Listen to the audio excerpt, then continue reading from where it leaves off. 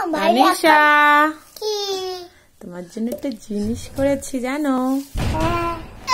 দেখবা? এই দেখো, দেখো কি দুধ দিয়েছি, বিস্কিট দিয়েছি, আর এটা ফিঙ্গার। দেখেছো? এগুলো খেয়ে কি করবে এখন বলো তো? এখন বই, এটা খেয়ে বই পড়বে। হ্যাঁ, দেখো ভাইও খাবে বলছে। দেখো ভাই কোনটা নেবে দেখি।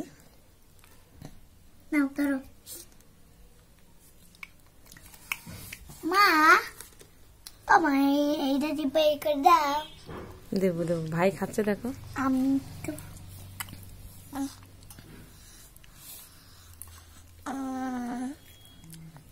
এখান তুমি খাও।